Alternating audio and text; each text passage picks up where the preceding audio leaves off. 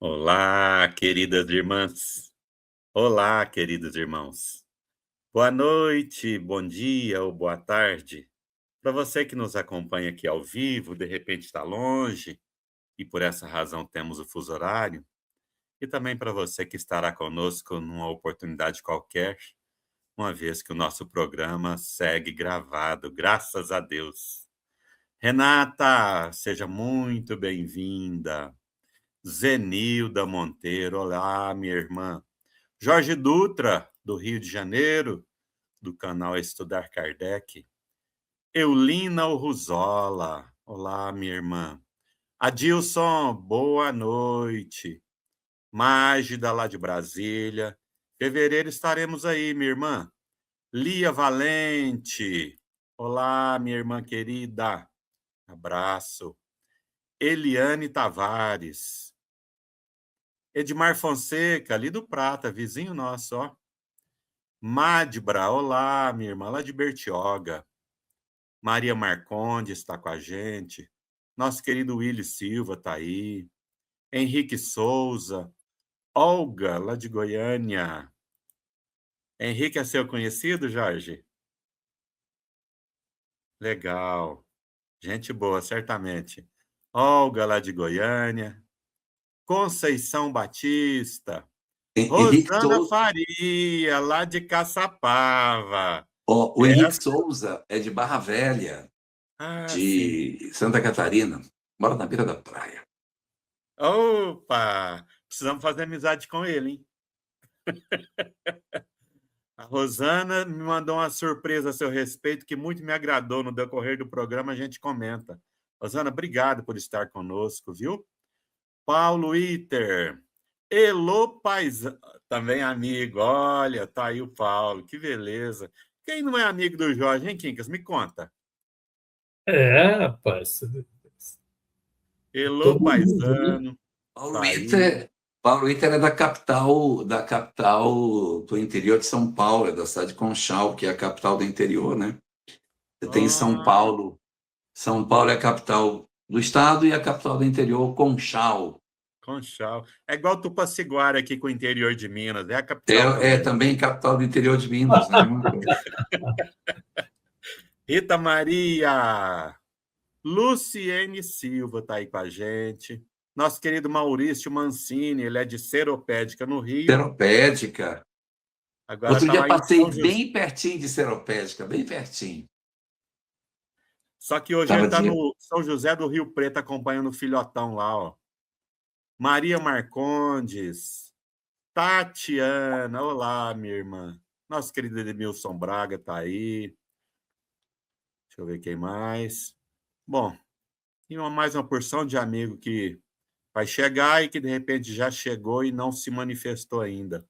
Sejam muito bem-vindos a mais uma edição do Fala Boa.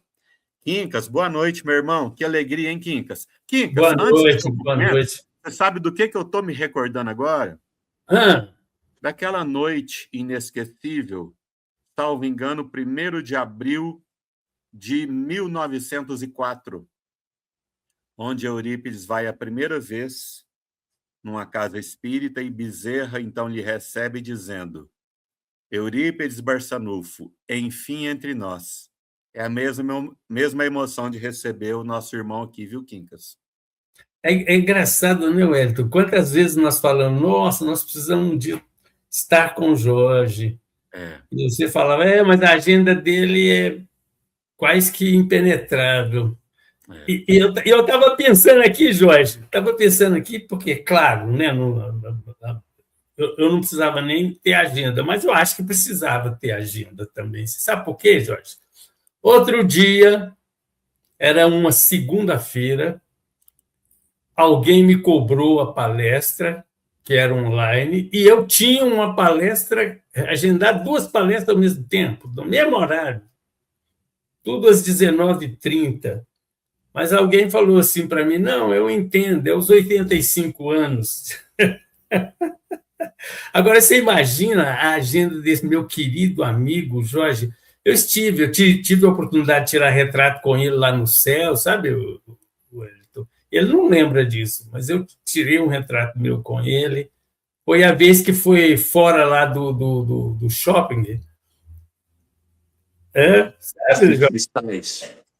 Foi muito bom. Que beleza. Agora eu quero ver se tenho oportunidade de lhe dar um abraço pessoalmente, né? Como gratidão por esse momento de agora, viu?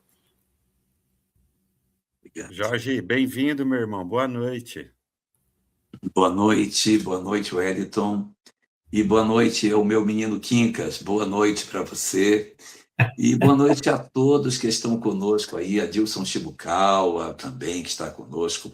Um abraço para todo mundo e é um prazer enorme poder estar aqui e sabendo que na semana que vem, muito provavelmente, muitos de nós estaremos ali no Congresso de Uberlândia, no céu, nos vendo pessoalmente, podendo nos abraçar e poder fortalecer ainda mais esses laços tão importantes de vínculo e de amizade entre todos nós. Perfeito, irmão. Que Jesus nos permita isso.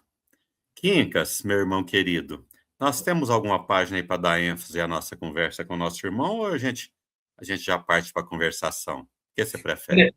Interessante que até ali pelas 17 horas eu não pensava em trazer uma página. Depois eu pensei em trazer uma página, mas eu estou assim, igual folha de bananeira, sabe? Eu estou vendo já perguntas aí para o nosso querido Jorge. Já temos. E aí eu acho que é preferível a gente atender os nossos queridos participantes, né, que estão online aí, sempre conosco. Vai ser uma alegria ver. E você sabe, a primeira pergunta que eu vi aí, eu não sei se tem outra, da Elô Paisano. Olha aí, a gente tem que respeitar isso, né, Wellington? Nossa Vamos chefe. deixar a página, viu, Jorge? Vamos deixar a página e vamos partir para o bate-papo. Tá bom. Vamos lá.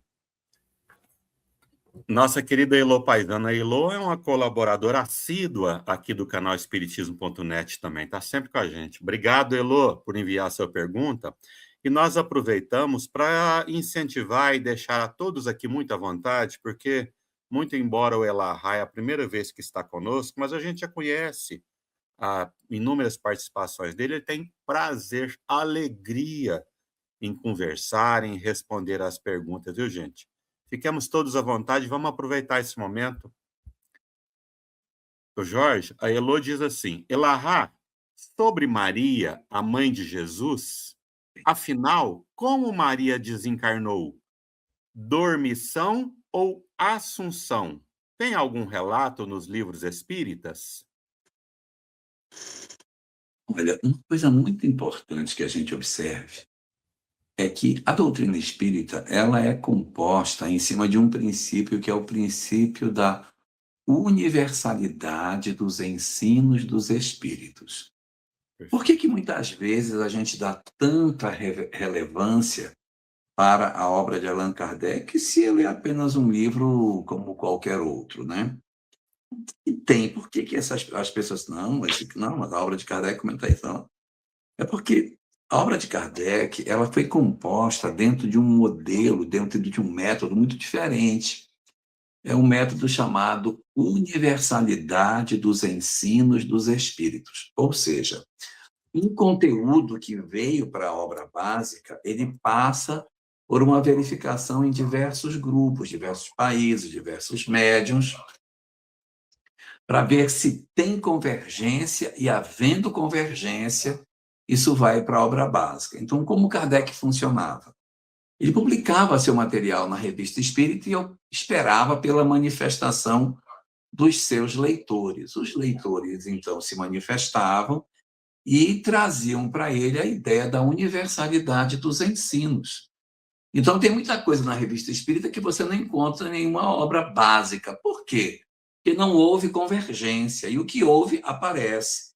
Então, ele usava a Revista Espírita como balão de ensaio para a garantia da universalidade dos ensinos.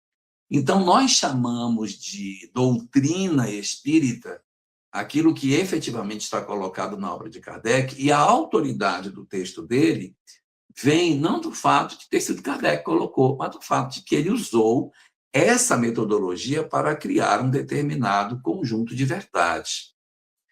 Então, é por isso que a gente assim, olha, mas eu acho que isso aqui de Kardec não está legal. Mas quem foi que disse? É um médium, é uma pessoa, é só um, não tem outro, não tem outra referência. Então, quando nós não temos referência, a gente toma isso como sendo um princípio que pode ou não ser absorvido dentro da mensagem espírita. Para que seja absorvido, ele tem que ter condição de se juntar aos conteúdos que estão postos, porque se tiver que tirar tijolos para colocar um tijolo novo, a gente começa a ameaçar muito esse processo. É por isso que a literatura de Kardec tem tanta respeitabilidade dentro do espiritismo. Não é porque Kardec era Kardec, é porque Kardec usou o método da universalidade dos ensinos. Não é uma opinião dele, mas é de um plural, de um coletivo de manifestações que fez aquilo acontecer. Cada pergunta em O Livro dos Espíritos representa um conjunto muito grande de manifestações que aconteceram nessa mesma direção. Então, sobre Maria em particular, não há nada na obra básica. Não tem. Nós temos uma nota de rodapé na Gênese, onde Kardec diz assim: sobre Maria de Nazaré, nós nos ocuparemos dela em obras ulteriores. Mas a obra foi a última que ele produziu, não é? Então, nós não temos esse material. Então, o que é que nós temos sobre isso? Nós temos algumas manifestações mediúnicas que a gente vai somando nisso, mas falta a universalidade dos ensinos. E dentro desse material que a gente tem, um material interessante que a gente possui está no capítulo 30 do livro A Boa Nova. Livro Boa Nova.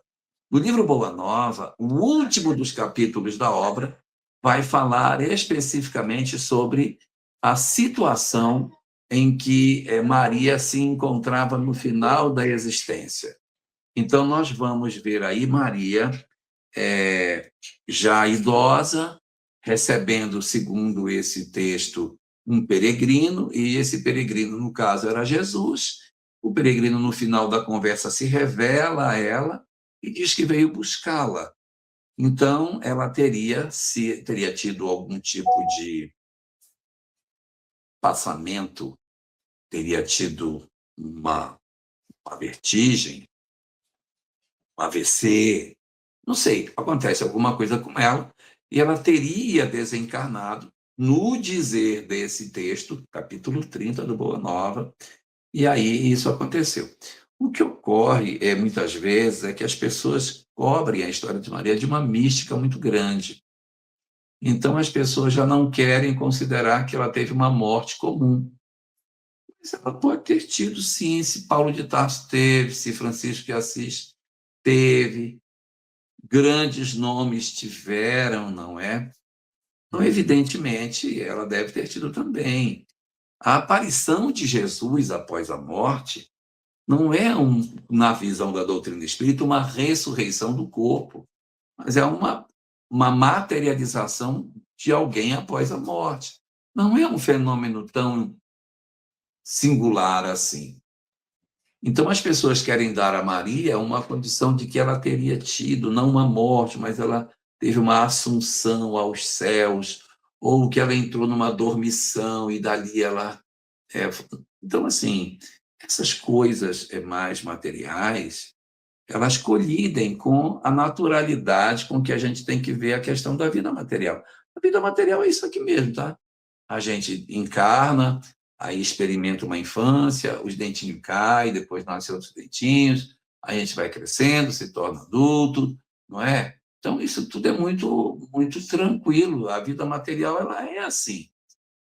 O que faz, na verdade, a grandeza não é a vida material, é o que você faz com o tempo que tem na Terra.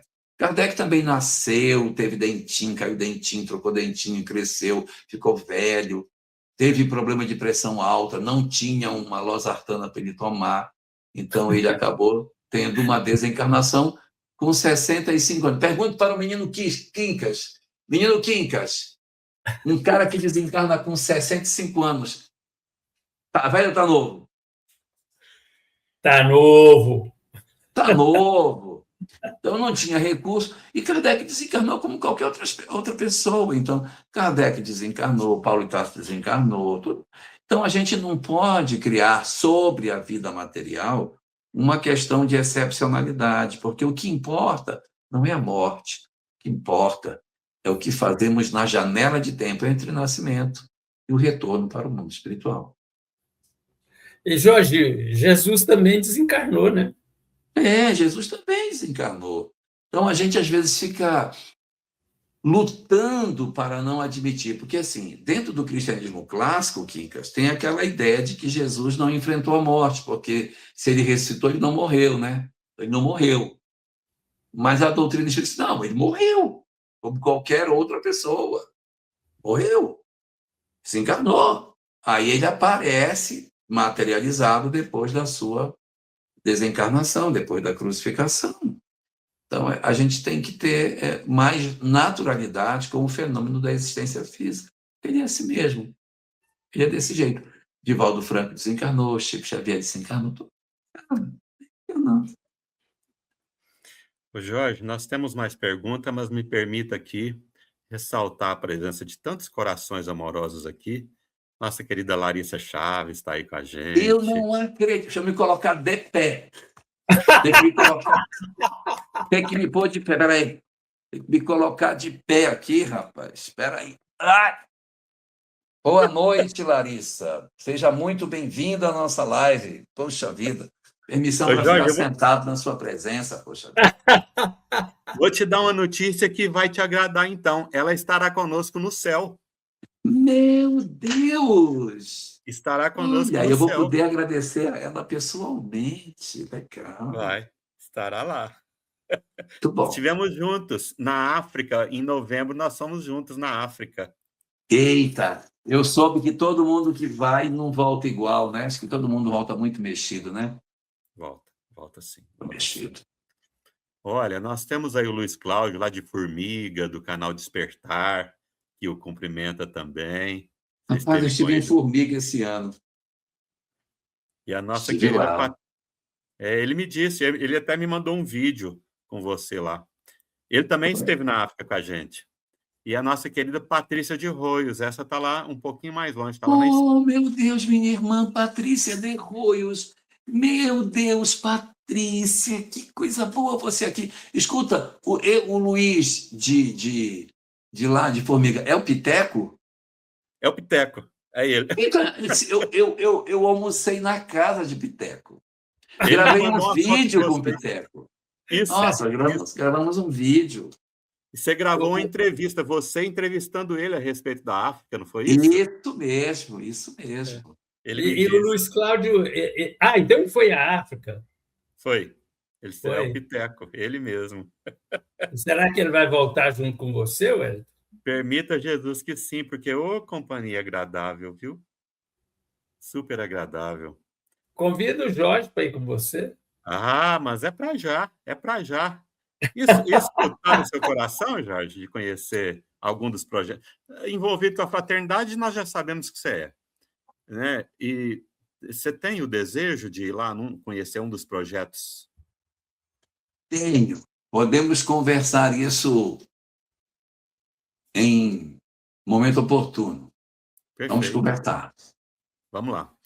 A nossa querida Olga, Jorge. Obrigado, Olga. Também é uma colaboradora assídua aqui do Fala Boa. Ela é lá de Goiânia. Terra boa.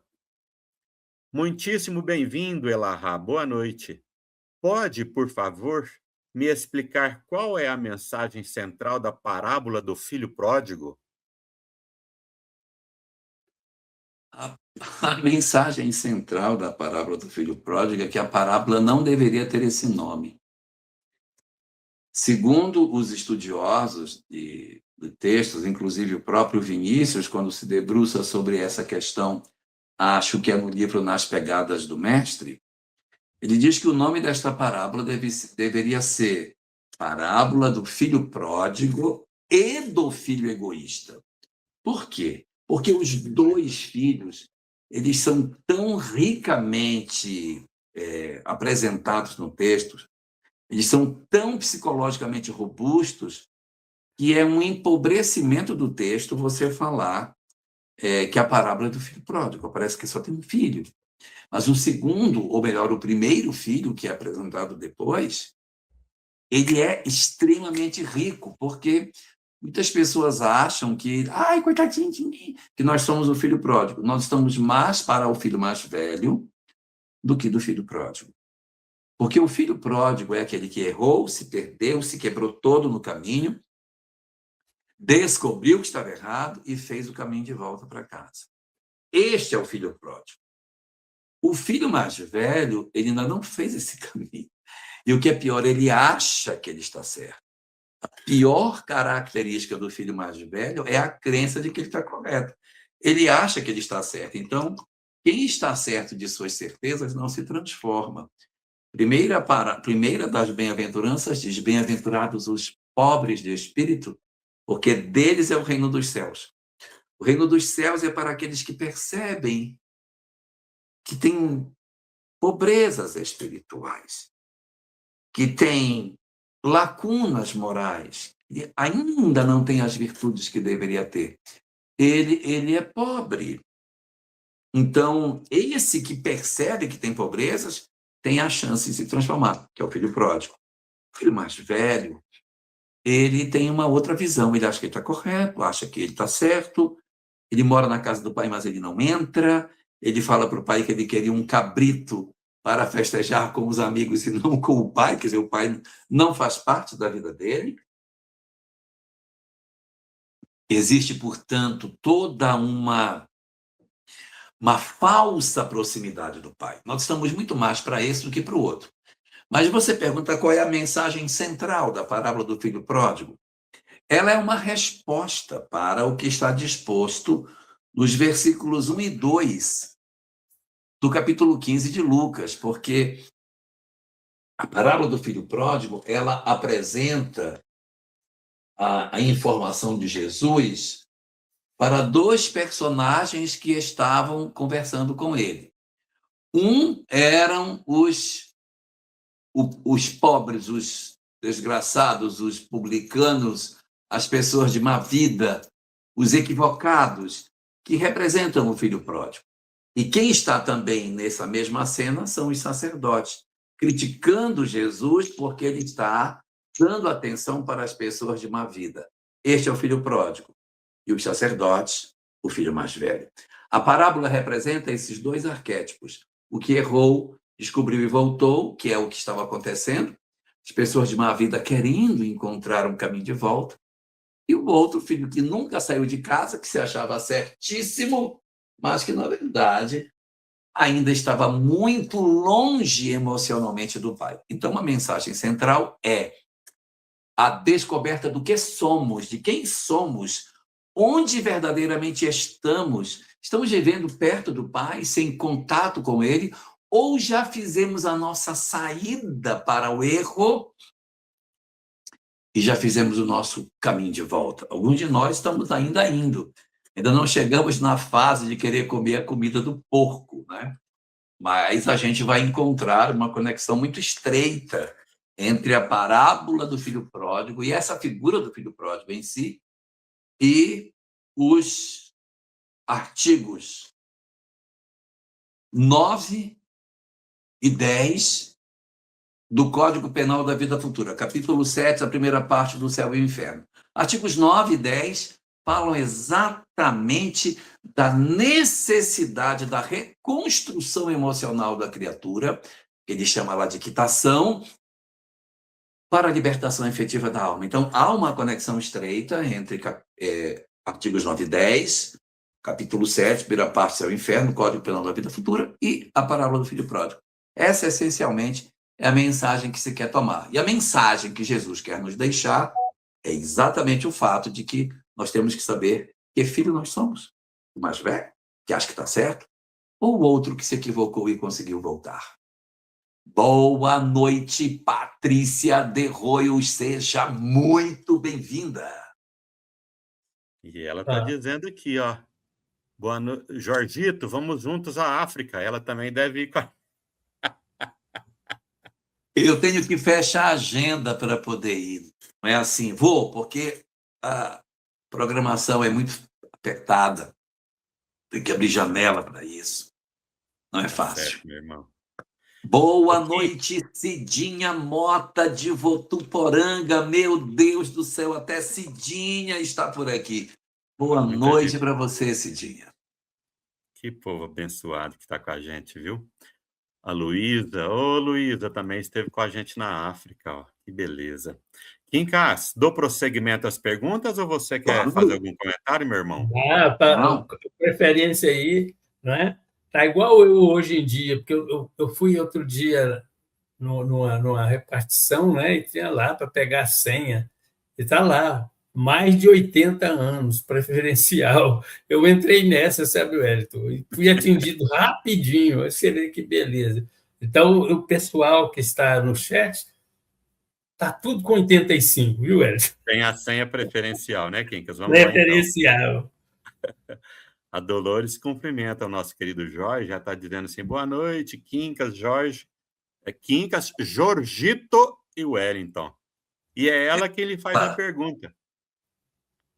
Opa, diga. Ela diz assim, boa noite, amigos. Jorge, me ajude no entendimento da parábola do mordomo infiel ou administrador infiel, por favor. Muito obrigada e ótima semana para todos. Obrigado. Essa é uma parábola pouco estudada dentro do movimento espírita, mas ela tem uma riqueza muito grande. A história basicamente é a seguinte: havia um dono de uma propriedade, que ele tinha um administrador, e esse administrador não cuidou das coisas. Quando o dono da terra volta e vê que ele não tinha cobrado as coisas, tinha um monte de dívida para estar tudo bagunçado, ele diz que vai demitir. Ele vai demitir o homem, porque ele foi um mau administrador. Então, esse administrador faz o seguinte raciocínio: meu Deus, e agora? Se eu for demitido e as pessoas souberem que eu fui demitido porque sou um mau administrador, eu não vou conseguir mais emprego. Então, vou passar fome. A outra alternativa que eu teria seria pedir esmola, mas também eu tenho vergonha de pedir esmola. Então, eu não posso deixar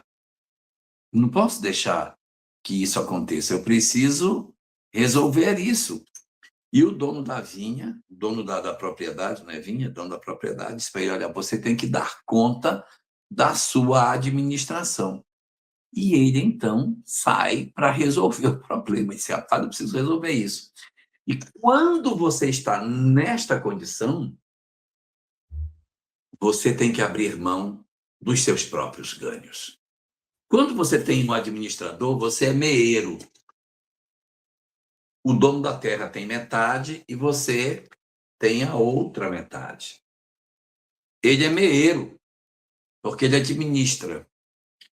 Então, o que ele faz? Ele procura as pessoas que ele nunca tinha tido aquela preocupação, ou seja, ele nunca cuidou nada, procura essas pessoas e dá um desconto em cada uma dessas. Ele dá um desconto. Só que eu não posso dar desconto daquilo que pertence ao meu sócio, né? Eu tenho que dar desconto da parte que me cabe. Então, havia pessoas que haviam comprado, se não me engano, 100 medidas de azeite, e ele pede só que pague 80. Ele dá um deságio na parte dele de 20. Deixa os 50 do dono da terra, recebe apenas 30 e absorve um prejuízo de 20. E o trigo, a mesma coisa. Havia, se não me engano, 1000 medidas de trigo, e ele pede que o cara pague só metade, já paga só a parte do outro. O meu eu abro mão. É o momento no qual, para que a gente consiga salvar as nossas almas, nós precisamos aprender a abrir mão das coisas que não são tão importantes nas nossas existências. Então, às vezes, quando nós estamos numa determinada condição, que a gente está preocupado com muita coisa, sabe? Isso, aquilo. E aí você pega uma doença grave, sabe o que é que você descobre? Que a única coisa que importa é a sua saúde. Todas as outras, tudo não tem mais valor nenhum.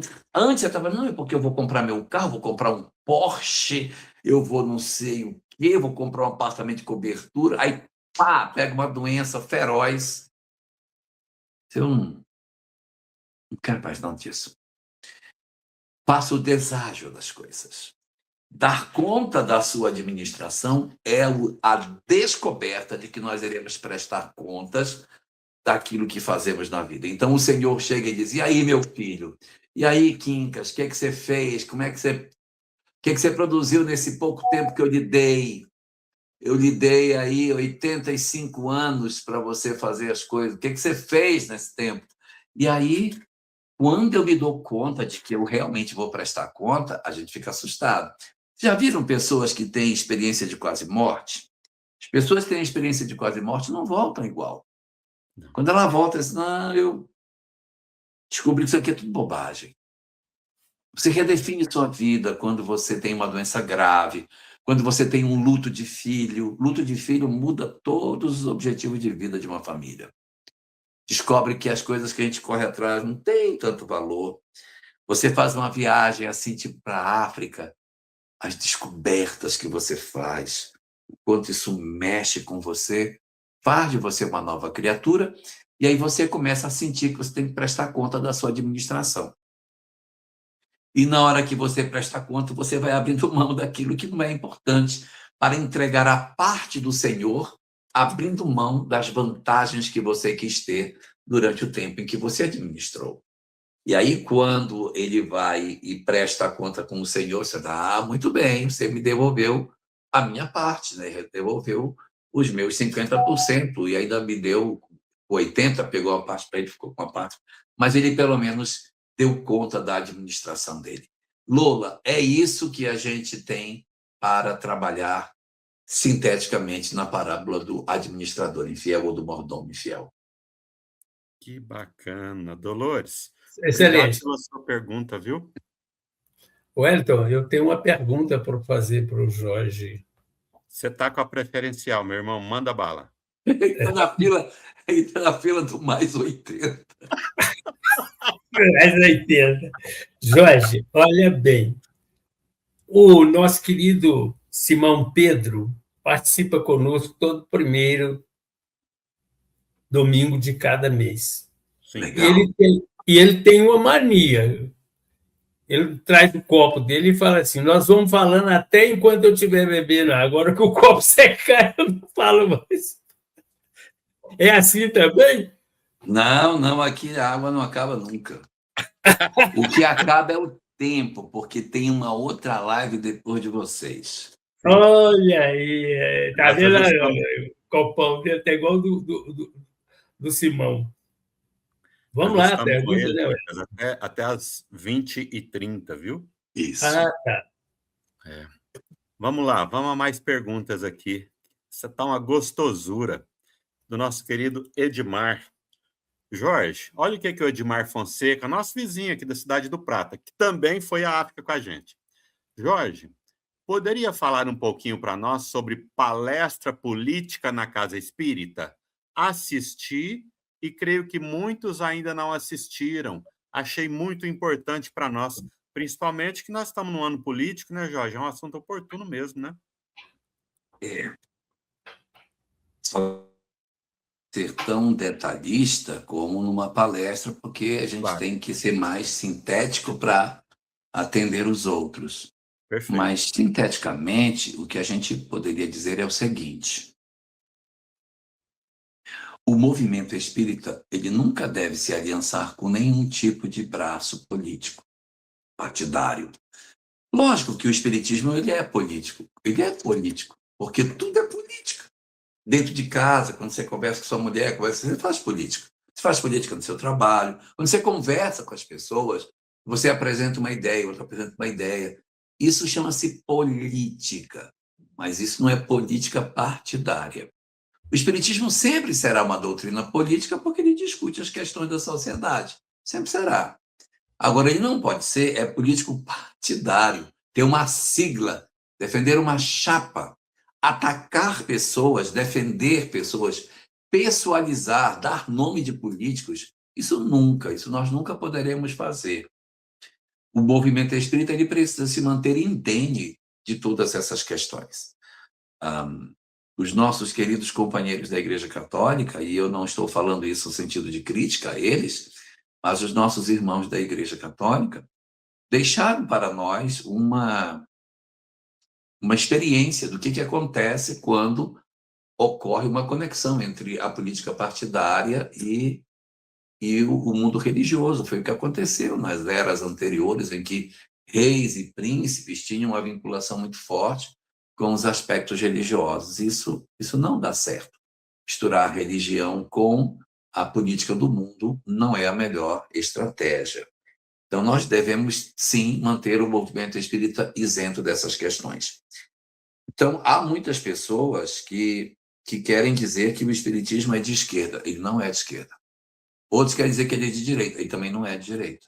O espiritismo não é da esquerda nem de direita. Ele é de cima. Então, tem horas que ele vai ter algumas falas que são muito parecidas com o pensamento da esquerda, mas tem hora que vai falar igual à direita. Por quê? Porque o espiritismo não se aconselha com partidos políticos para saber que decisão tomar. As decisões dos princípios espíritas já estão todas tomadas. E não são os partidos políticos que definem as nossas balizas em termos de ideologia.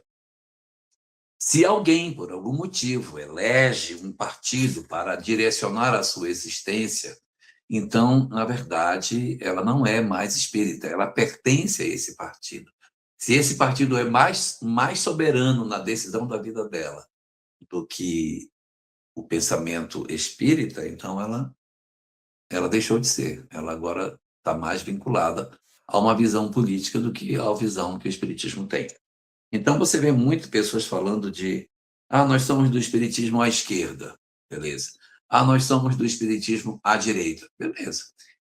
Se é espiritismo à esquerda, ele está à esquerda. E se é espiritismo à direita, ele está à direita. Eu não quero nenhum dos dois, eu quero quem está dentro. Porque quem está à esquerda está à esquerda. E quem está à direita está à direita. O que me interessa não é quem está à esquerda ou à direita, mas quem está dentro do movimento. Mas isso é para o movimento espírita, isso é para o movimento. O movimento espírita, a tribuna nunca pode ser utilizada para defender, atacar, falar o nome de políticos, nem que seja indiretamente, tentar trazer algum tipo de conotação político-partidária nas nossas falas. Você vê que o movimento cristão em nenhum momento fez nenhum tipo de partido político para combater os romanos. Não tem nenhuma milícia que matava os soldados romanos para não ir para o circo. Eles iam para o circo. Então, a política do mundo não é o que vai nortear a gente. Dizer assim, mas a política do mundo, o movimento espírita tem que se posicionar. Não, o movimento espírita não tem que se posicionar. O movimento espírita ele tem um outro propósito, que não é a conexão do homem com os aspectos da política partidária. Isso tudo que eu estou falando é do espiritismo. Agora eu vou falar do espírita. O espírita, cara, o espírita ele pode ser de esquerda, ele pode ser de direita, ele pode ser de centro, ele pode ser do que ele quiser. Ele é livre e ninguém pode estabelecer nenhum tipo de juízo. Não, você não pode. Você é espírita, não. Pode sim, pode sim. O que o espírita não pode é odiar. Se ele quiser ser de esquerda, ele seja, mas não odeia a direita. Se ele quiser ser de direita, seja, mas não odeia a esquerda. Não odeia a esquerda. Porque o grande problema não está na eleição de um viés político-partidário, é no ódio que você pode manter com as outras pessoas. E eu evocaria aqui, só para fechar minha fala, o último parágrafo da conclusão do Livro dos Espíritos. No último parágrafo está escrito assim: jamais os bons espíritos foram instigadores do mal. Então, se tem alguém instigando o mal, não é bom espírito. Perfeito. Segundo, vai ter um ponto em seguida, diz assim: jamais legitimaram o assassínio ou a violência. Qualquer forma de assassínio, mas é qualquer forma de assassínio ou qualquer forma de violência. Qualquer forma de violência não é orientada pelos bons espíritos. Bons espíritos nunca vão orientar a violência, a agressão, o assassínio, a violência, nada nesse sentido. Jamais os bons espíritos legitimaram o assassínio e a violência. Aí vem um ponto em seguida, aí diz: jamais estimularam o ódio dos partidos. Poxa, está escrito lá, se eles jamais estimularam o ódio dos partidos, e se tem alguém estimulando o ódio entre partidos, não são bons espíritos. E todas as vezes que nós permitimos odiar alguém por conta do partido que tem, nós estamos automaticamente nos permitindo ser influenciados pelos maus espíritos, porque os bons não estimulam o ódio. O ódio dos partidos vem dos maus. Mas se nenhuma dessas minhas ideias convencer alguém de que a gente não deve odiar, eu vou mudar meu argumento. Vou usar um outro argumento. Diz a doutrina espírita que quando a gente odeia, a gente renasce próximo. Então, se você odiar muito um político, você vai nascer filho dele. Se é isso que você quer, odeie bastante para nascer bem pertinho. Tá bom? Então, você decide sua próxima encarnação. Odiou, vai se juntar. Quanto mais ódio, mais você estará perto da pessoa que você não gosta. Isso Sucesso para nós. Ela vale para a sogra também, né? Vale para a sogra. Agora, veja. Qual é o nosso papel? Está no livro Amor Imbatível Amor, capítulo 11. Joana de Ângeles diz o seguinte: o ser saudável é aquele que, diante dos fatos da vida, se comove com eles, mas não se abate. E se comove no sentido de atuar para que eles sejam minorados, mas ele não se abate. Então, se eu sou um ser saudável, eu vejo as coisas e eu não vou ser indiferente, mas eu vou. Boa noite.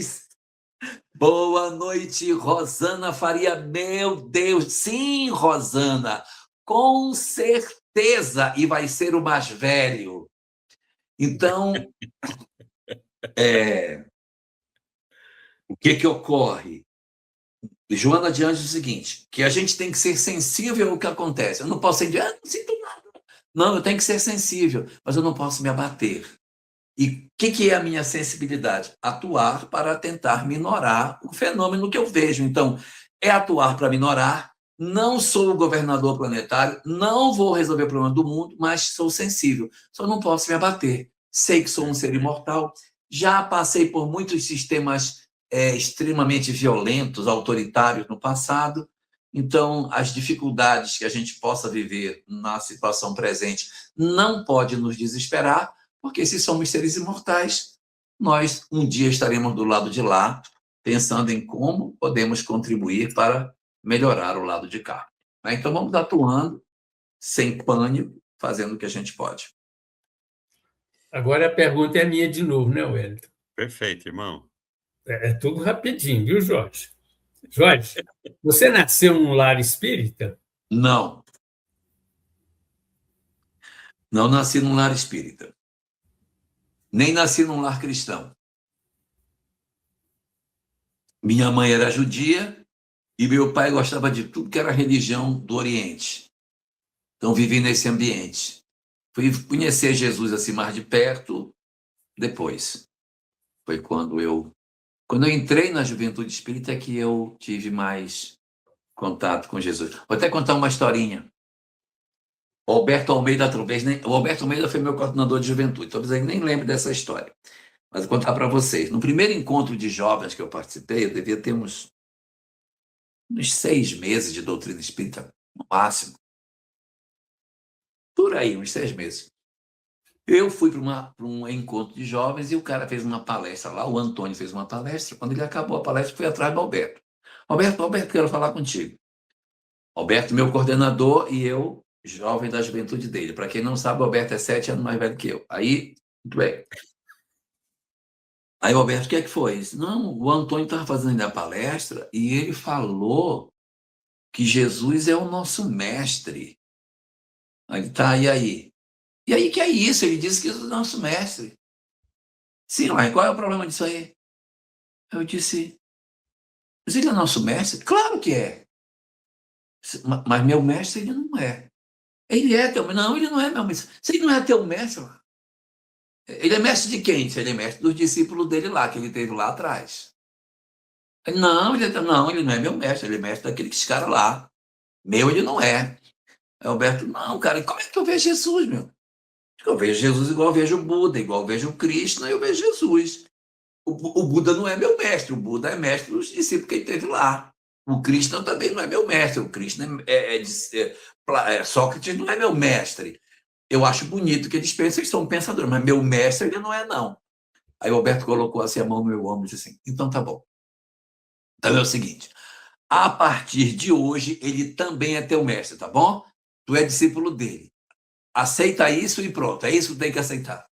Eu, gente, aquilo ali foi uma mudança na minha cabeça tão grande, porque eu nunca pensei em Jesus como meu mestre, sempre pensei ele como um pensador, como um cara lá que falava lá, bacana, legal, mas não que eu tivesse que incorporar em mim as falas que ele tinha. Então foi ali que, na verdade, eu comecei a ter uma proximidade maior com a doutrina espírita, com o cristianismo em si. Né? Bacana, muito Que bacana. coisa, hein? Olha, muito embora não está na mesma ordem, mas eu vou trazer a pergunta do nosso querido Cláudio por estar dentro do viés do assunto. Bom, O Cláudio pergunta assim, por que, não estou conseguindo espelhar ela, por que Dr. Bezerra se afastou da política? por que o doutor Bezerra se afastou da política? Acho que talvez o Luciano Klein tenha uma resposta melhor do que eu. Mas eu conheço muitas pessoas que se afastaram da política, muitos, né? Bezerra de Menezes chegou a ser deputado, chegou a ser prefeito do Rio de Janeiro, teve uma participação assim efetiva em relação a isso. Só que às vezes a gente se desencanta porque você quer fazer alguma coisa e não consegue, então entende que pode ser mais produtivo, mais efetivo em outro ambiente. Nossa, conheço tanta gente que viveu um momento de política na sua vida e depois acabou se afastando de tudo isso. Né?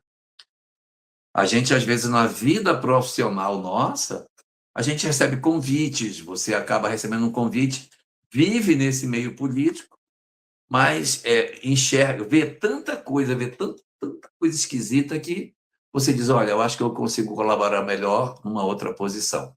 E aí trabalha como um técnico, não como um político que vai ser eleito, mas como um técnico, sem necessariamente se envolver. E eu acho que talvez Bezerra, não sei, pode ter percebido um chamado para uma outra área que não necessariamente é essa. Né?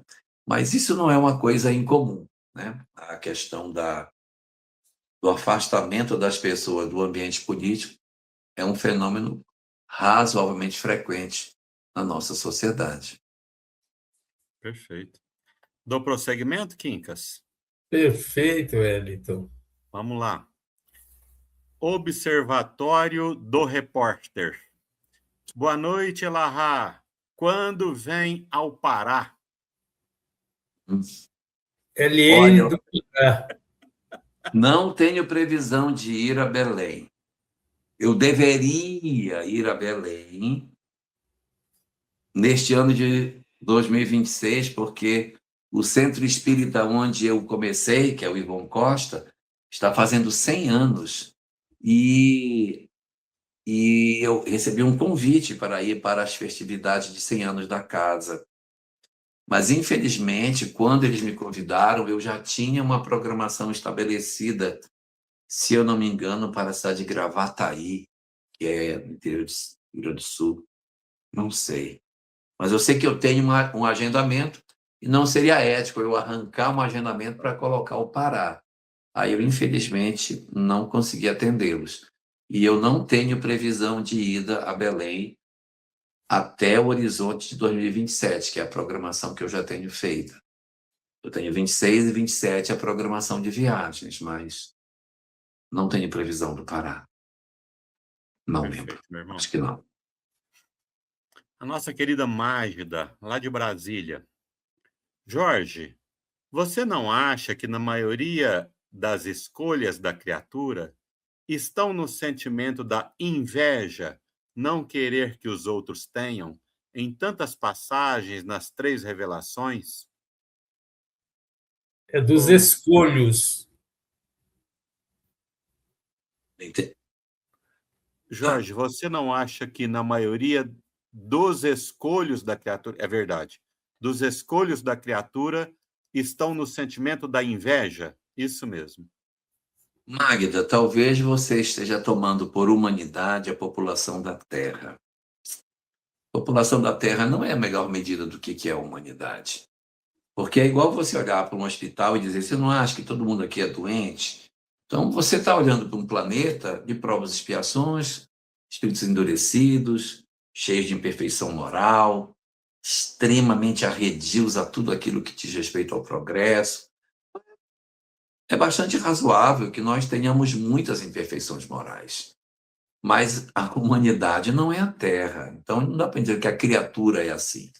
Eu poderia dizer que a população da Terra tem essa característica, mas Leon Denis diz o seguinte, que se Deus cria desde todo sempre, e se a criação vem desde a origem dos tempos, e os espíritos só progridem, evidentemente o número de espíritos já evoluídos no universo é muito maior do que os que estão atrasados.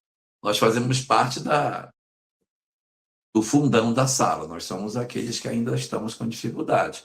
Mas, evidentemente, a quantidade de espíritos já resolvidos no universo é muito grande. Então, não dá para a gente dizer que a humanidade, que a criatura ela tem esse perfil. A criatura da Terra ela é muito movida pela imperfeição moral, pela busca das questões materiais. No Evangelho segundo o Espiritismo, no capítulo 3, item 16, que define as características de um mundo de provas e expiações, está lá colocado que os espíritos dos mundos de provas e expiações, eles são espíritos com uma dificuldade enorme de enxergar as coisas espirituais. Eles enxergam muito as coisas materiais. E, por esse motivo, decidem muito errado, tomam decisões erradas, acham que a vida é do berço ao túmulo, que só tem a vida material. Evidentemente, eles sofrem muito até descobrir que esse caminho não é o melhor. Mas a humanidade terrestre, ainda em função do grau de evolução, ela é assim. Mas isso não assusta o governador planetário, porque ele já sabia que era desse jeito. É igual um médico dizer, nossa, mas como tem gente doente nesse hospital. Cara, se é um hospital, tem que ter gente doente. Então, se a humanidade terrestre é a humanidade feita por espíritos de provas e expiações, esse é o nosso perfil. Esse perfil é nosso, não é da humanidade. É nosso, do nosso mundinho aqui, dessa coisinha miudinha que nós somos, que reúne esse monte de espírito complicadinho. Mas somos só nós, não é o universo. O universo está repleto de espíritos extremamente evoluídos que nós nem sabemos o nome, que resplendem, que governam galáxias, governam sistemas solares, governam planetas, que governam países, comandam os fenômenos da natureza. Nossa, tem uma quantidade enorme de espíritos maravilhosos por aí e nós, infelizmente, ainda nos batendo com as nossas imperfeições morais. A inveja, como você citou, ela é um grave problema, né? Que gera o vitimismo e está colocada no 10º dos mandamentos. Não cobiçarás. A cobiça é o resultado da inveja.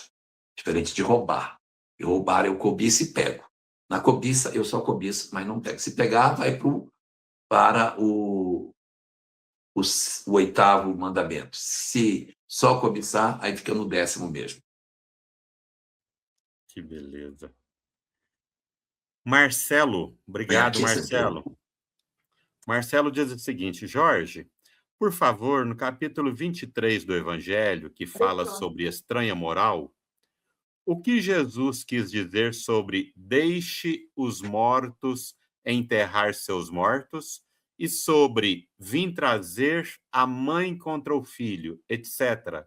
Obrigado. O capítulo 23 já esclarece o que é cada uma dessas duas frases, né? Então, deixai aos mortos o cuidado de enterrar os seus mortos, como Kardec ali mesmo coloca, são os mortos segundo o espírito, enterrar os mortos segundo a carne, não é? Então, deixa que aqueles que não estão ligados às coisas espirituais, que estão mortos segundo o espírito, cuidem de enterrar os seus mortos. E algumas pessoas dizem assim: mas isso é uma falta de respeito. Meu pai morreu, não vou nem enterrar meu pai. Vou nem enterrar meu pai. Na verdade, havia muitos costumes na época antiga que a gente hoje não tem. Mas a presença de um filho no funeral era muito importante para a herança. Então, se um pai morre e o filho está no seu funeral, ele está muito interessado na herança do pai. Por isso que ele está lá. Se ele não estiver no fuérito do pai, automaticamente ele está abrindo mão da herança. Então ele diz assim: deixa primeiro eu ir sepultar meu pai e depois eu venho. Ou seja, deixa primeiro eu me abraçar com as coisas materiais e depois eu vou seguir contigo. Ele diz: não, deixa essas coisas para lá, meu filho.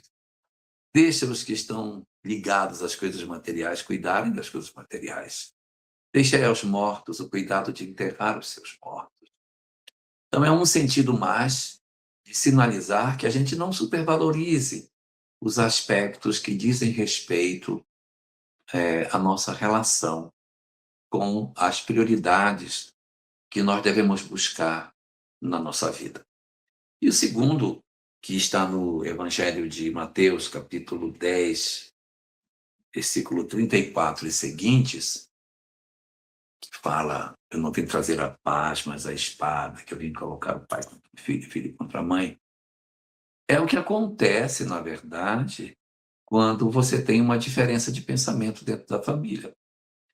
Então, é muito confortável viver numa família em que todo mundo pensa da mesma forma. Tem que matar mesmo, tem que matar mesmo. Não, tem que se vingar mesmo. Vai lá e dê um soco na cara dele. É muito fácil você viver numa família que tem pensamento material e um reforça o outro nesse tipo de ideia. Agora, quando alguém descobre o cristianismo e diz: eu não vou dar o soco de volta, eu vou perdoar, negativo, você vai lá e você vai fazer. E lembre que nós estamos vivendo numa sociedade, que Jesus está falando, que é uma sociedade movida pela lei de Talião, né? Olho por olho, dente por dente. Como é que você vai dizer para o seu pai que você não vai cobrar olho por olho, dente por dente? Que você não vai se vingar? Vingar não, né? Mas você não vai cobrar do outro aquilo que a lei lhe dá direito de cobrar. Não vou fazer isso. Nessa hora, o pai considera que você perdeu o juízo. Então, quando alguém se convertia ao cristianismo, ele vivia ao arrepio dos valores da sociedade da época. Então, quando ele diz: eu vim colocar o pai contra o filho, é porque os pais iriam dizer: mas como, meu filho? Você tem que ir lá, você tem que dar 2 tiros na cara desse. Eu não vou dar, pai. Não vou dar esse tiro, não vou fazer isso. Não vou fazer. E aí é a grande mudança. E quem viveu esse momento dessa decisão de viver um novo paradigma dentro de uma família que tinha um paradigma diferente, sofreu muito. E sofre até hoje. Imagina que você tem um determinado padrão numa família e uma pessoa ali diz: eu não quero mais seguir esse padrão, eu vou seguir a proposta do Cristo. Vai gerar tanto problema em casa que você não faz ideia. Por quê? Porque a família pode não aceitar. Então, é a habilidade de quem tem esse tipo de experiência de aprender a conviver, de não confrontar, de não brigar. Não vale a pena, né? Nessa mesma obra que eu comentei ainda há pouco, Amor Imbatível Amor, no mesmo capítulo 11, Joana diz assim: mesma coisa, o ser saudável, ela diz assim: o ser saudável é aquele que, diante dos acontecimentos na vida, não se abate, mas ele se comove e tenta minorá-los. Isso ela fala nesse capítulo. Um pouco mais à frente, ela diz assim: O ser saudável você reconhece pela forma como ele trata a si mesmo e como ele trata as pessoas com quem convive. Então, se eu realmente sou um ser saudável, posso, em função da doutrina que eu participo, tratar mal meu pai, tratar mal minha mãe. Não é lógica isso. Então é aí que eu vou medir quem sou eu. Não é pelo número de vezes que vai no centro espírita, número de sopa que distribui, número de obras que lê, número de reuniões que participa, nada disso. Mas é como eu lido com as pessoas que vivem comigo e como eu também lido comigo mesmo. É isso que mede o quão saudável eu sou. Então, diante desse cenário, ao invés da gente entrar nesse processo de conflito, que a gente aprenda a conviver. Não faça tanta força, não vale a pena brigar tanto para ter razão. O mais importa é a gente ser bom. É isso que verdadeiramente vai medir quem de fato nós somos. Quincas, nós temos 3 perguntas. Você gostaria de fazer algum comentário, irmão? Eu dou prosseguimento. É interessante a gente observar a lucidez do Jorge, né? E a maneira que ele nos expõe, Sim. porque nos dá uma força, sabe, Wellington? Esse negócio da inveja aí, eu fiquei aí muito satisfeito de ver essa pergunta. Eu estou lembrando aqui, Jorge, de um dia que meu pai disse uma coisa para mim. Ele disse assim: meu filho, você precisa aprender uma velhacaria. Eu falei, uai, meu pai está deixando o evangelho de lado. Ele veio e falou assim: sabe qual que é? Eu falei, o quê, papai? Olha, por velhacaria, você pode tratar muito bem seus pais, muito bem seus irmãos, muito bem seus amigos, porque na próxima encarnação você vai ter direito a ter bons amigos, bom pai, bons irmãos. Né? Seja, fazer o bem só traz o resultado, viu, Jorge? Muito bonito. Fazer o bem nem que seja por egoísmo, né? Nem que seja por egoísmo. Seja bom. Vamos Agora lá, nós temos uma pergunta de uma pessoa muito ilustre, especial a todos os nossos corações. Nossa querida Patrícia de Roios. Meu Um beijo, Deus! Patrícia. Não sei se eu vou saber responder isso, não. Até procurar aqui se tem alguma obra aqui para poder me apoiar. Vai. Como podemos entender o simbolismo do número 3 e das tríplices afirmações no Antigo Testamento e por Jesus? E se é possível fazer uma conexão entre essas passagens para aprofundar a verdade espiritual e moral? Olha, essa figura das verdades tríplices, ela é muito comum, né? É muito comum. O Paulo Witter, que está aí conosco na live, ele coleciona tríades. Ele coleciona. Então, existem muitas tríades, né? Nós vivemos num mundo de 3 dimensões: largura, altura e profundidade. A água tem 3 estados: sólido, líquido e gasoso. Então, você tem muitas coisas que são em número 3. São 3 patriarcas: Abraão, Isaac e Jacó. São 3 revelações universais. Então, o corpo se divide em 3 partes: cabeça, tronco e membro. O ser humano se divide em 3: corpo, perispírito e espírito. Tem muita coisa Deus, nessa, Espírito e nessa matéria. direção, né? Oi? Deus, Espírito e matéria, né? Deus, espírito e matéria. Muito. Aí tem a chamada Santíssima Trindade, que aparece em muitas religiões, não é? Também não é só no cristianismo. Você tem no hinduísmo, tem Brahma, Shiva e Vishnu, são 3 divindades. Você tem no Egito Antigo também tem 3, Osíris, Ísis e o terceiro acho que é cabeça de falcão, Tote, acho que é Tote. Então isso você encontra muito, isso é verdade, a gente encontra muito isso, né? E em outros ambientes você vai encontrar tríades em muitos lugares. Quem gostava muito de tríade eram os celtas. Os celtas, que tinham os druidas como seus sacerdotes, eles colecionavam tríades. Tudo lá era na forma de 3, 3 isso, 3 aquilo. Tem muito 3. Isso chama muito atenção, verdade.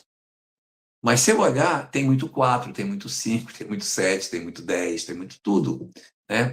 Que eu vou olhar terra, fogo, água e ar. Tem 4 elementos, né? Então são 4 estações do ano: verão, primavera, outono e inverno. Tem muitas coisas, são 3 patriarcas, mas são 4 matriarcas, que são Sara, Rebeca, Lia e Raquel. Tem muitas coisas que ao contrário de 3, também são 4, e a gente olha muito para um lado e não olha para o outro. 7, então, tem 7 notas musicais, 7 anões na Branca de Neve, 7 Pecado Capital, 7 Horcruxes do Harry Potter, 7 cores no arco-íris, 7 dias na semana, tem um monte de 7. Então, tem muitas coisas que são assim. Então, na verdade, isso decorre muito da nossa observação. E isso é mais uma estruturação didática. Porque quando eu digo que o homem tem 3 partes, corpo, perispírito e espírito, pode ser que ele tem 5, que é corpo, duplo etérico, perispírito, corpo mental e espírito. Eu tenho 5.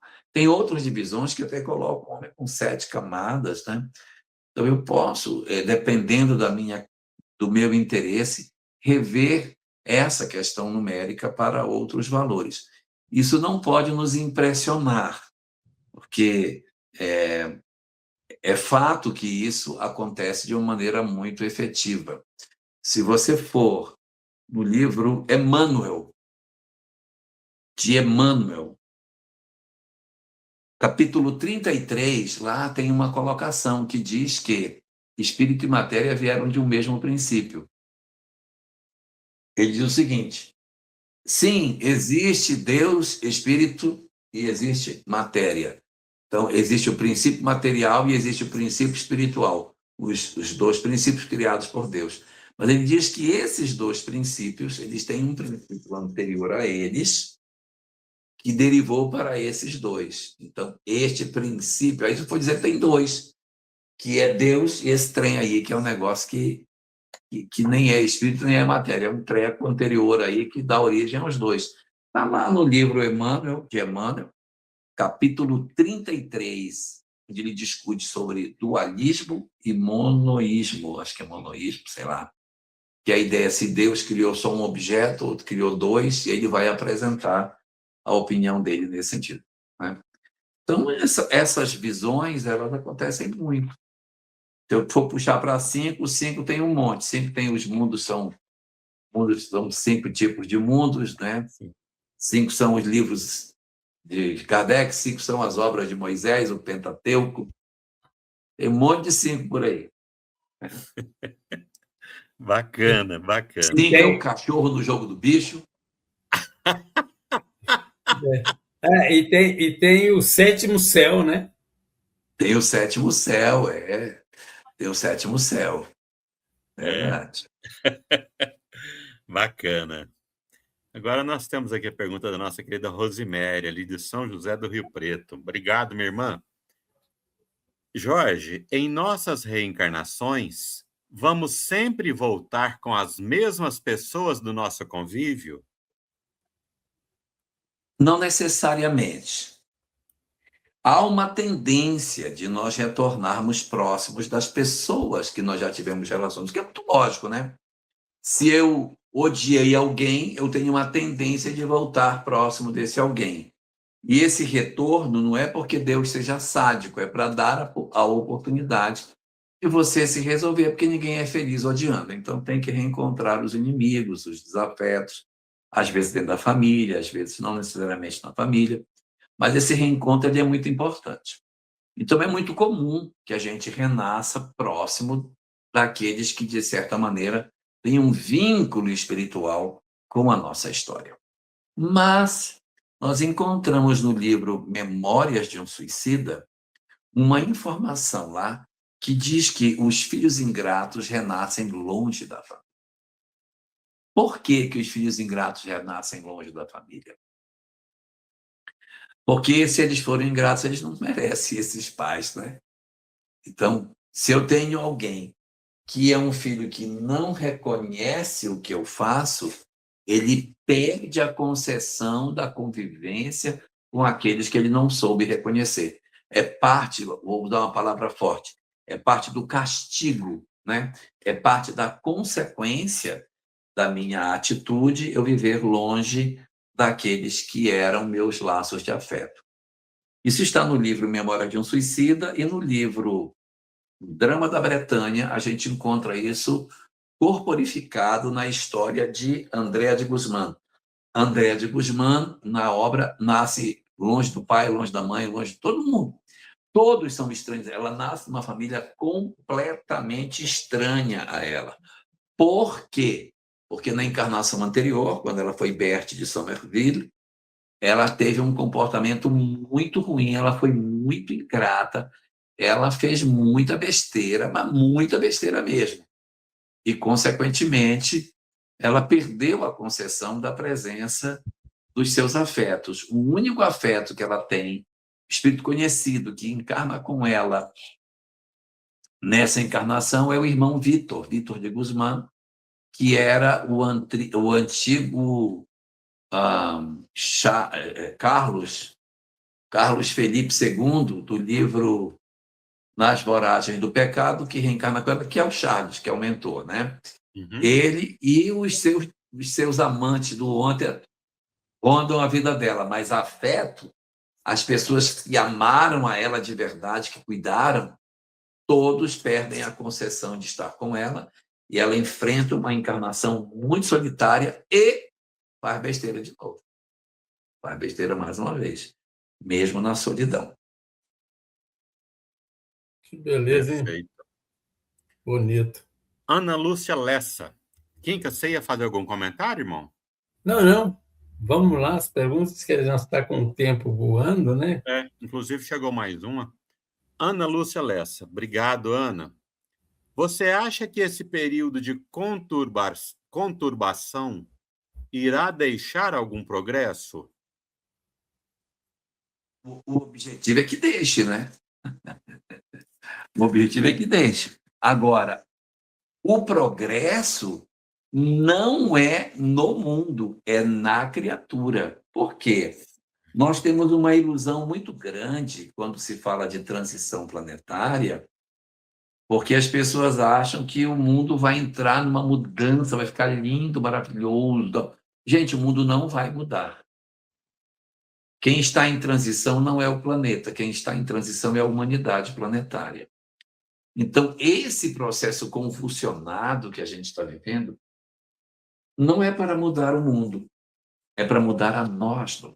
Perfeito. Para que eu transforme a minha forma de lidar com as coisas. Eu aprender a não me apaixonar pelo mal, não odiar o mal, não desistir do bem, mas me comprometer com o bem individualmente sem querer mudar o planeta.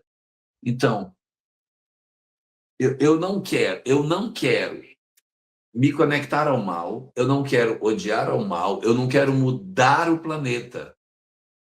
Eu não quero desistir do planeta, eu quero mudar a mim mesmo. Quando eu descobri isso, descobri. O que eu tenho que fazer é mudar a mim. Eu não sou o Cristo planetário para mudar a Terra, não, vou mudar a mim. Então, se o planeta está convulsionado, tudo bem, isso é problema dele. Eu vou dar a minha contribuição porque eu posso me transformar. Eu não preciso esperar, Wellington, que o mundo se transforme para que eu me transforme. A transformação do planeta vem da transformação dos indivíduos. Está ruim, se transforme. Seja de regeneração, mesmo nesse mundo doido que a gente está vivendo. Seja. Porque é isso que a gente quer. Não é que nós transformemos o planeta. É que cada um se modifique. Então, se cada um de nós se modificar, descobrir que está num caminho equivocado e refazer seu caminho, este indivíduo vira regeneração. Quando a maioria tiver feito essa descoberta, o mundo será de regeneração. Então, ele é como resultado das pessoas. E não assim, olha, já é regeneração, a gente já pode começar a mudar. Negativo. É a mudança de cada um, e vai ser doído mudar num mundo tão conturbado como esse, mas é a mudança de cada um de nós, não adiando, não se desequilibrando, não se perturbando, que vai fazer com que o nosso planeta realmente alcance aquilo que se deseja. Beleza. Nós gostaríamos de pedir a compreensão de todos. Acabou chegando mais uma pergunta. Vamos ver se dá tempo. Eu vou O ser mais Jorge tem curto para responder. Eu vou responder Perfeito. todas. Vou ser Perfeito. Então curto. vamos lá. Pode Então mandar. Beleza, Jorge. Da nossa querida Selma. Obrigado, Selma. Por favor, gostaria de saber se quando sonho com uma pessoa e parece tão real, e essa pessoa está acordada e fazendo suas atividades, então como estive com ela nesse caso? Bom, pode ser que você não tenha estado com ela, mas alguém que representa na sua mente o que ela representa para você. E, digamos, eu sonhei com um espírito que é meu mentor, mas eu acho que é meu pai, porque ele me deu uma sensação paternal. Então, nós também podemos nos confundir nos nossos sonhos, substituindo personagens por outros, de acordo com as nossas crenças particulares. Bom? Vamos à última, da nossa querida Nébia. Obrigado, Nébia. Saudade, minha irmã. Na inseminação artificial, a mulher transferindo 5 embriões, mas ao mesmo tempo não desenvolveu e não teve a gravidez. Na espiritualidade, ela foi mãe de 5? Primeiro tem que saber se esses óvulos implantados, se eles tinham algum espírito vinculado, porque eu posso ter uma fecundação sem concepção. Você fez uma fecundação, olhou no laboratório, olha, fecundou, legal. Mas não tem espírito vinculado, isso pode acontecer. Implanta, não vinga. 50% das vezes que as mulheres engravidam, elas não conduzem a gravidez até o final. Elas perdem, muitas vezes, no primeiro mês, sem nem saber que ficaram grávidas, por conta das anomalias cromossômicas que elas têm. Isso pode fazer com que elas, de repente, nem saibam que engravidaram. Engravida e desengravida poucos dias depois, porque havia muitas alterações cromossômicas no ovo que se formou. Então, existem situações em que você pode ter um ovo fecundado sem o espírito vinculado, né? E a gente não deve ter essa preocupação, sabe? A gente só deve ter essa preocupação daquilo que dependeu de nós. Se forem implantados 5 óvulos e desses óvulos alguns não vingaram, eu não tenho que ficar preocupado com o que não vingou, porque o que nos mede, na verdade, na vida espiritual é a nossa intencionalidade. Você teve intenção de que não vingasse? Se não houve intenção, por que preocupação com o que aconteceu? Nós somos medidos por aquilo que intencionalmente nós temos a vontade de fazer ou não fazer. Quincas, que beleza, hein? É inesquecível, né? Mas ainda tem 2 minutos aí, eu tenho que fazer uma pergunta para o Jorge. Claro. Jorge, você chegou a conhecer o Chico? Não. Respondida. Não, né? Ah, beleza. Respondida, não. Respondido. Você leu vários livros na sua vida, pelo que a gente anota e vê e sente. Qual o livro que mais lhe toca?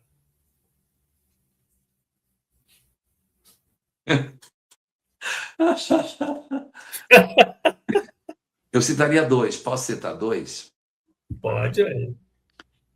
Depois da morte de Leon Denis, pelas conexões que ele faz com as religiões do passado e o espiritismo, esse mexeu muito comigo.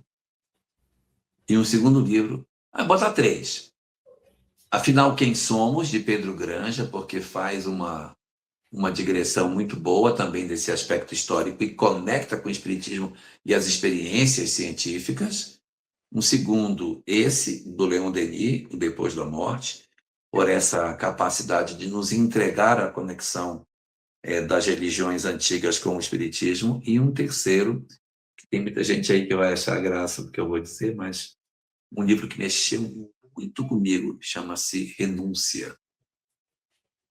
Nossa. O Maurício Massini até ajuizou aí, ó. Renúncia. Renúncia.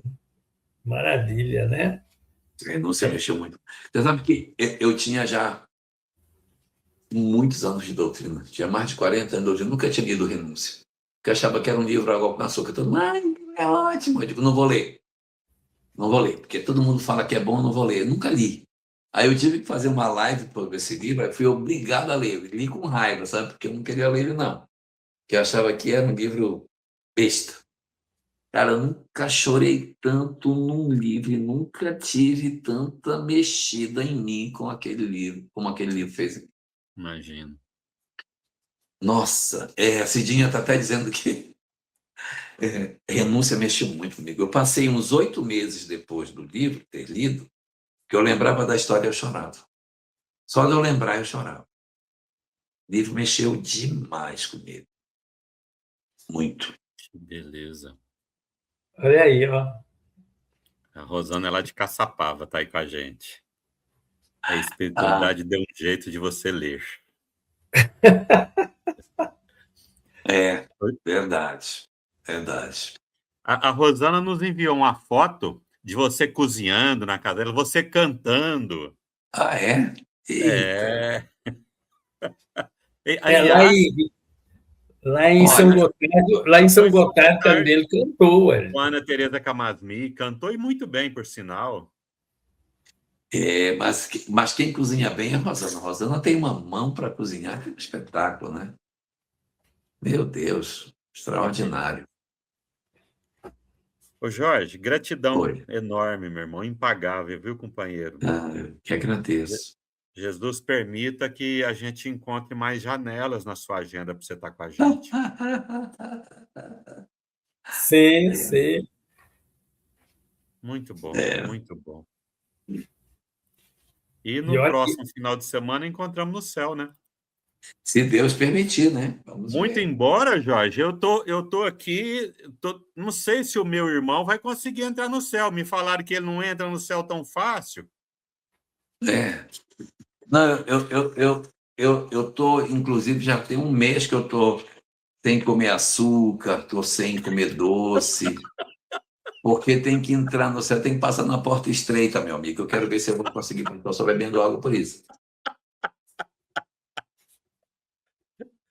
Cortei o jantar para ver se eu entro pela porta estreita. Acho não. Que beleza. Que você, meu irmão. Jorge, nossa gratidão imensa. Jesus te abençoe tudo que envolve você, seu pensamento, suas diretrizes, o teu gosto, não é, a sua sensibilidade, que tudo seja amparado por você. E desejamos também a todos que contribuíram conosco nesse instante, não é, participando no chat, as perguntas, as pessoas que em silêncio vibraram ou aprenderam ou discordaram daquilo que o Jorge nos ensinou. Nossa gratidão a todos e que possam continuar estando conosco. Domingo que vem, no mesmo horário, né, a despeito de ter o céu, que domingo é dia de céu, né? É o dia do encerramento no domingo. Verdade. Nós estaremos também com Fala Boa, né, Wellington? Sim, sim. E nossa gratidão ao meu querido Wellington, que eu digo sempre me carrega nas costas. Um beijo no teu coração, Wellington. Gratidão. Jorge, você gostaria de deixar alguma consideração final para a gente, meu irmão? Eu gostaria de deixar um abraço para todo mundo e dizer que a transição planetária, ela é assim mesmo, gente. Ela tem desafios enormes, mas que isso não nos amedronte. Que a gente nunca esqueça que somos almas imortais, que já vivemos outras histórias bem difíceis no passado, para que a gente compreenda que essas são circunstâncias da existência, não é da vida. E que o nosso grande objetivo é darmos uma boa resposta a tudo isso na nossa vida material. E a boa resposta é amor, compreensão, paciência, tolerância, capacidade de entendimento e visão espiritual de tudo aquilo que nos circunda. Então, força neste ano de 2026 para todos nós, serenidade de espírito e certeza de que Jesus está no leme, apesar das tempestades que nós estamos atravessando. Bom? Obrigado. Jorge, eu sou seu fã. Você tá mal, hein? Você tá mal. Tá mal. Fiquem com Deus, gente. Obrigado, Jorge. Um abraço para você e para a família, viu? Tá bom, tudo de bom, gente. Fiquem com Deus.